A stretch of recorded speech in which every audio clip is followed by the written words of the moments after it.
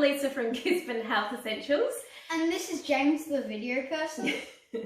And today we've been making some berry biscuits. So we'd love to share with you what we've done this morning. I never follow a recipe, so it's not going to turn out exactly the same as what we've already done.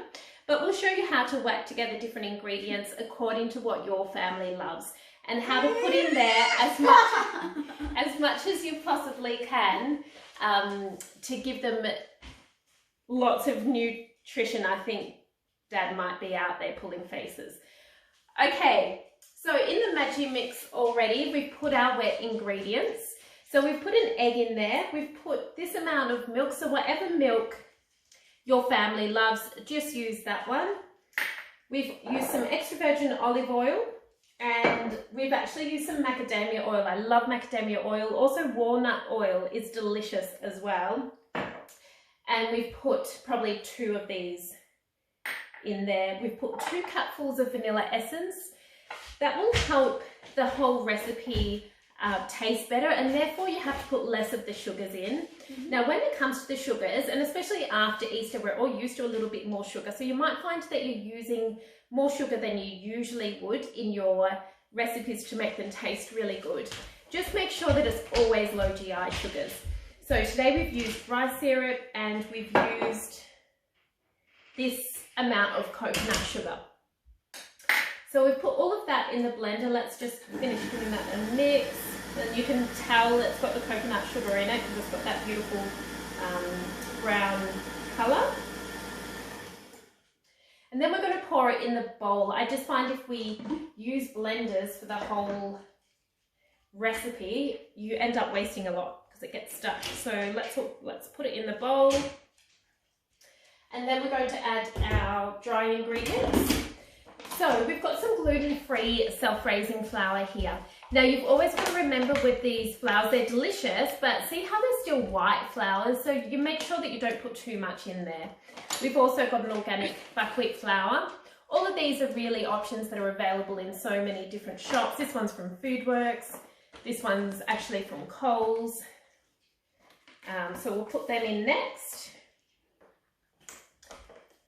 So probably want about this amount of the what I would call white flour, even though it's gluten-free white flour. It really doesn't matter. And I generally don't have dogs in the kitchen. I don't think he's welcome right now because we don't want dog hair in our food. Is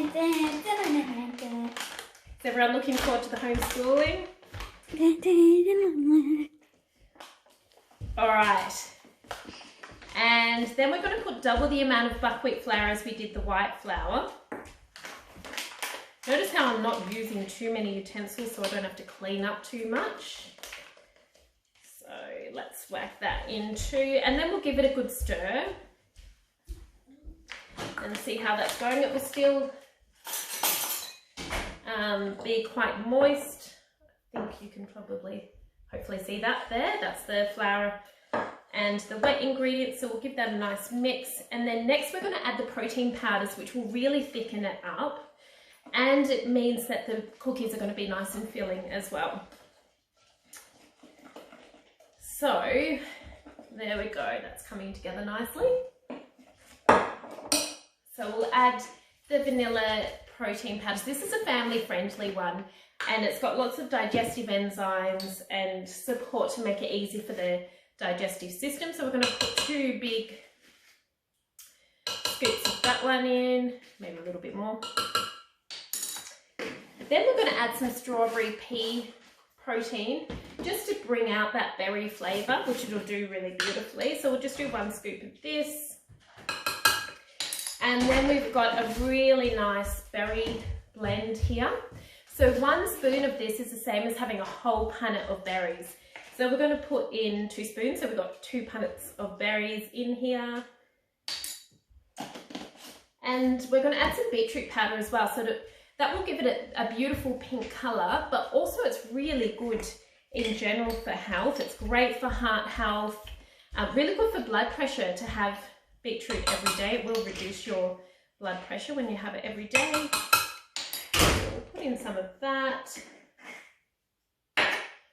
Right, we'll give that another mix. Oh, we've got some cocoa as well because James wanted this batch to have a bit more chocolate for some strange reason. So we'll give that a really nice mix. Hopefully you can see that there. And that's coming together nicely.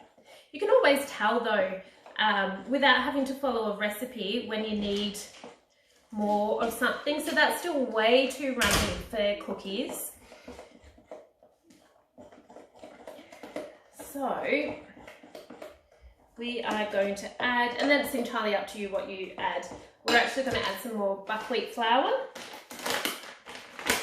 Oh, that's not buckwheat flour. This one's buckwheat flour. Now this is hemp seeds.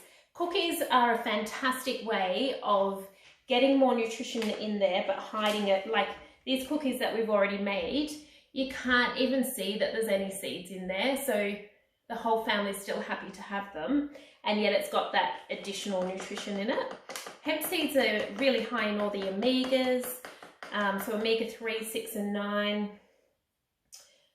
and full of protein, full of magnesium as well. They're really healthy. All right, so that's already really thickening that up for me. Nice, that's done the job.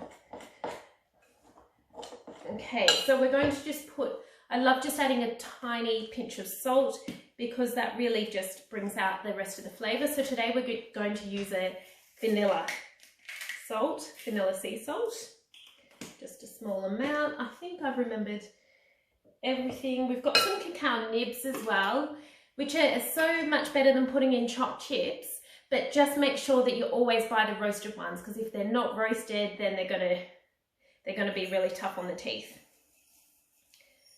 There we go. Okay, and so that's what we've ended up with there. And I think that's ready to go. So then you just whack them in the oven. I often get James to pour them out. That's why we ended up with this nice glob. Beautiful. I hope you enjoyed that, and I hope it showed you that you can use so many different things from your kitchen to make something that will still taste really great to the kids but be full of nutrition. All right, thanks for watching.